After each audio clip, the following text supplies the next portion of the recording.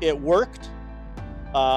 It is working, and it's doing exactly what it was intended to do. So that is super good after all this work. Hey, welcome back to another episode of Maintenance with Mike. So I apologize in advance for the 70s bearskin rug pose here. Headroom is minimum here in the crawl space. As you can see, we're down here. I wanted to share with my viewers what I've been up to for the last month and a bit. Fully encapsulating our crawl space. Huge shout out to Performance Haus out of Edmonton, Alberta, and Stego Crawl, who provided the Crawlspace membrane as well. They were awesome. They answered a ton of questions. Performance Haus sent me a bunch of swag as well as the product, and yeah, really appreciate it. So check them out. I'll put a link in the description below for the two companies. One's out of Alberta, and the other one, Stego Crawl, is out of the U.S., I believe. So what we've got for you today is I'm going to show you how I did encapsulate my crawl space by myself. It is a huge feat, to the point that when I first started videoing, honestly, I became overwhelmed, and every night before going to bed, I would get anxious about having to go back in the crawl space. So anyway, I quit the filming. It would just make a typically terrible project twice as long. I do apologize for that. I wish I could have filmed it, but you have to understand how much work this is. I maybe misunderstood how long this was going to take. So that's kind of the nutshell here, what happened.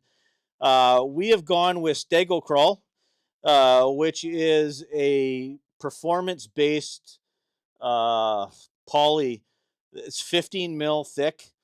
In all of the highways, let's call them, on either side of the main beam, one goes down to the kitchen. So if I had to do any plumbing down there, and then you can see behind me here, there's the dehumidifier. What I'm laying on here is 30 mil thick, so I've doubled the thickness of this portion of the crawl space. All the seams are taped. The wall, there's a Stego tack, and it's a two-sided, super sticky tape, like seriously sticky. It sticks to concrete like it's amazing. You put that on, and so you peel the one side, you stick it all. I ran a laser, and so you can see it behind me here. I'll give you a close-up of it. You stick that all along the foundation wall, and these rolls are 2.5 feet wide, and when you open it up, it becomes 5 feet. So with a 2.5 foot crawl space wall, it actually worked perfectly where the bend was in it to tape it on the wall, and then it curved and it came out 2.5 feet on the floor, so I could overlap. I'm going to show you. We'll do a little walkthrough here. We'll show you all the rigid spray foam. All the rim joists were all the gross pink fiberglass insulation with plastic. We ripped all that out. We vacuumed it out. We found a few surprises, a few dry rot sill plates, and generally that happens when there's air transfer leakage between outside and inside. And with the plastic they had there and the fiberglass insulation, it didn't allow it to breathe properly, and we got a little bit of rot on a couple of the sill plates. So had to jack up the floor joists. 8-ton floor jack, bottle jack, made a big beam, jacked up the floor joists all across the back here. We changed that mud sill to PWF, which is a pressure treated plywood specifically made for sill plates. We did the foam gasket. Because I was doing spray foam, I didn't want to spray foam over rotten wood, so we had to change it, right? So that's kind of what we were up against here. Maybe put questions in the comments if you have any questions about, what I did, how I did it, the sequencing. Also, what I did is in our area, there is radon. Now, this is this is the new buzzword from asbestos now, radon.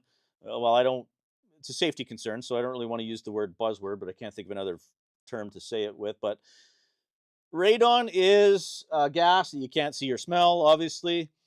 And so we did a radon test in this house, and we were just under the BC allowable threshold. So I didn't really think that was good enough. And because this membrane is 0.0019 permeability for moisture and radon gases, I'm going to assume that we are much lower now after putting this in. Yeah, so I didn't want to rely on that solely. So I put a whole perimeter piping system around the crawl space, glued and everything before I put the membrane down. And underneath that membrane is a full radon system. I'll take you over and I'll show you the Easy Box Mini pump that I showed you before in previous videos. And I'll show you where the radon stubs up through the plastic. What I did is I just capped it off right below a void that would allow me to get through into the attic and then through the roof. My thought is I'm going to do another radon test now since I've done all of this encapsulation and make sure that the levels are super low. For whatever reason, if they aren't super low, when I change the roof on the house, the asphalt shingles, I can now carry this pipe from the crawl space and take it right up through that void into the attic and through the roof. I don't really want to penetrate the roof again with another vent stack, just because, I haven't tested again yet to see if the radon levels have decreased a lot. But I'm going to show you that as well. I'm going to show you how we put the sticky membrane on the wall. There's a tack strip that you have to put over top of that once you're complete, and that requires like a ZMAC pin. So you have to concrete drill the foundation, you stick the ZMAC pin in, and then you set the anchor with a hammer, and that secures the tack strip and holds the vapor barrier up on the wall. So that's kind of it in a nutshell where we're at. I'm going to take you for a tour. I'm also going to show you down near the dehumidifier there. I've got a tray that I put underneath the condensate drain pump, and it has an alarm system in it. So if the condensate drain pump fails and the dehumidifier overflows that pump, it'll set off an alarm and send an alert to my phone. I use the Govee products quite a bit. I have a thermometer down here from Govee. It gives me humidity, temperature, and dew point. So the dehumidifier, just so you know, there was plastic down here when we bought the place. No taped seams, no plastic on the walls, no spray foam. So that dehumidifier, when I first put it down here with just the plastic on the floor, I want to say it was running 12 to 15 times in a 24-hour period. Like, that's just a guess. And we had humidity levels. It was trying to keep the humidity level below the 55. And the dew point was around, I think, in Fahrenheit, it was around 50. And I think you want to be, it was around 55 actually. And I think you want to be below that. I think you want to be below 50 in the dew point readings. So now, since I've put this whole encapsulation in, that dehumidifier turns on maybe once a week. Seriously, once a week. And the dew point levels, with the unit not even turning on more than once a week, are down in the 40s, and we're easily below the humidity levels that we should be. We're around 50, I think, now, as far as the relative humidity. So it worked.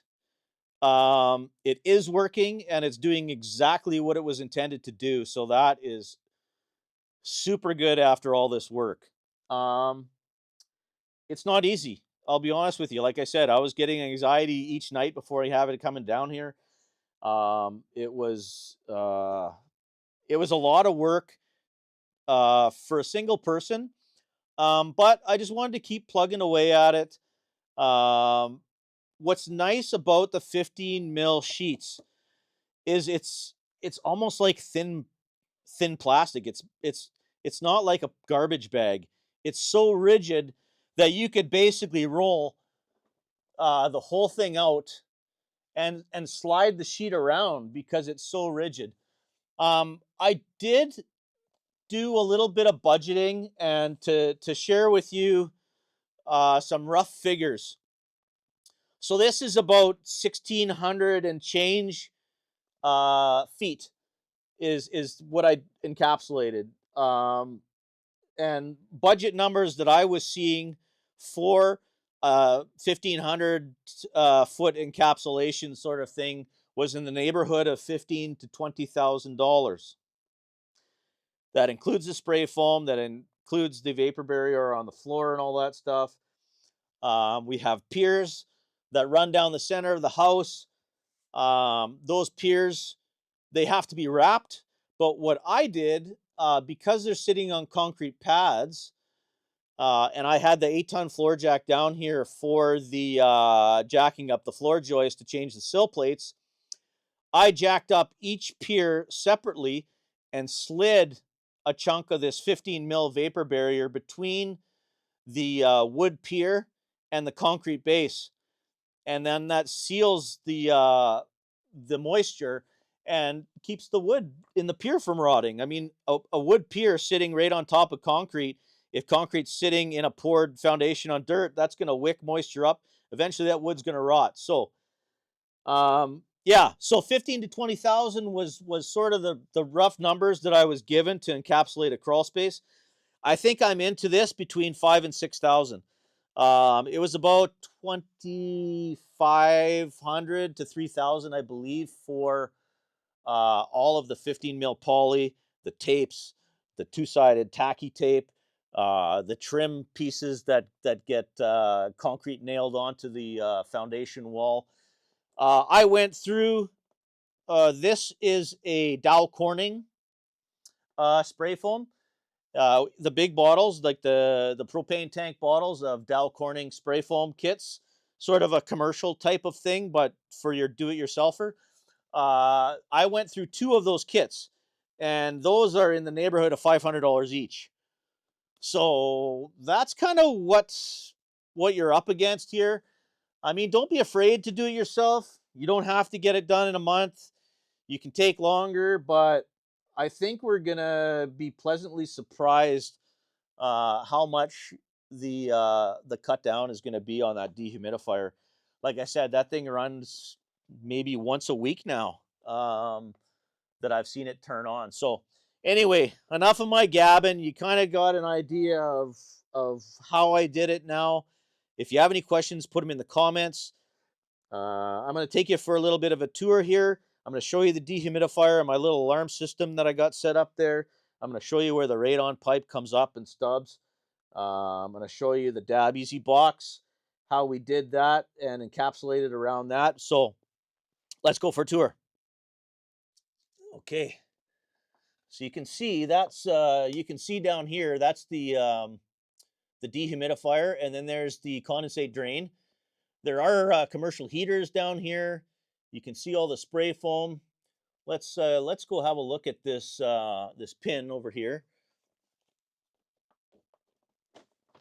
So over here you can see.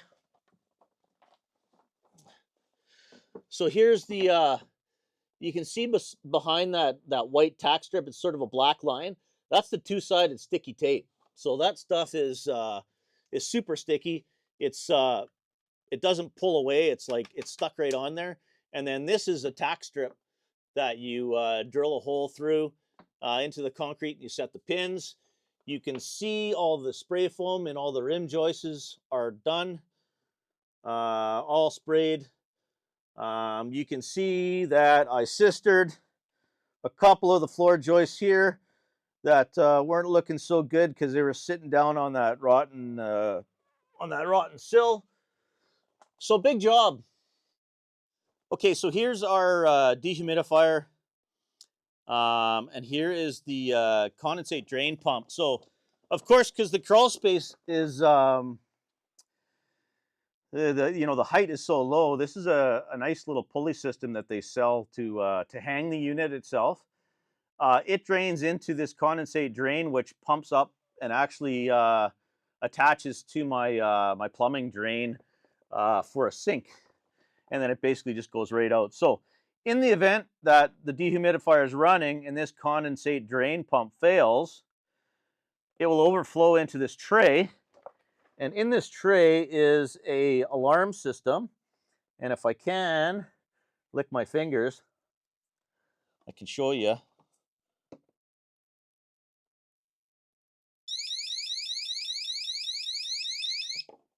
So that's what we would get in an event that this drain pan is starting to fill.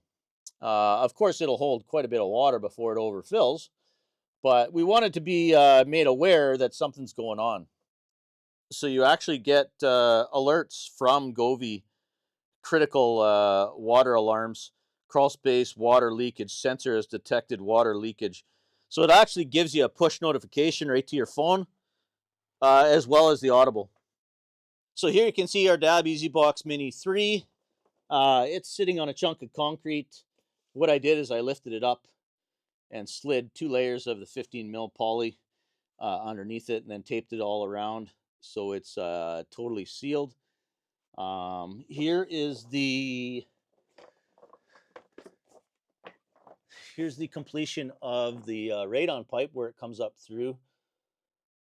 And then that can basically be carried away up through the roof. When we change the shingles, all the spray foam and all the rim joists.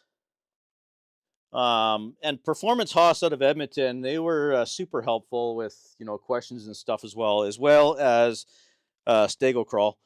I did a bunch of research before I went with Stego Crawl.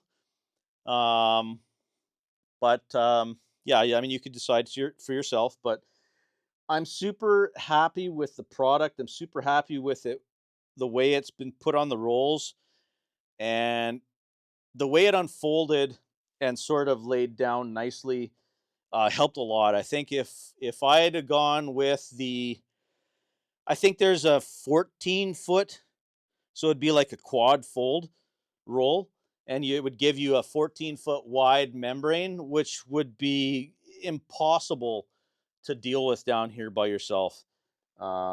This took more tape and more seams, but yeah, I think you'd be in a world of pain trying to move around a 14-foot sheet down here. I hope you understand with what I was up against here. It just became a bit overwhelming to do filming and to try to do this at the same time. So that's going to do it for today's video. I hope that shares some light on Crawlspace encapsulation. Maybe gives you a better understanding of what's involved to do the project. Yeah, like I said, don't hesitate to do this project yourself, but keep in mind how much work it actually is. Don't sell yourself short. I have this glasses always half full sort of mentality, so I thought, oh yeah, you know, I'll eventually get done, you know. But it was a lot of work. It was a lot of work. So if you like these videos, maybe consider subscribing to the channel. Share them with a family member or friend, and we'll see you on the next one.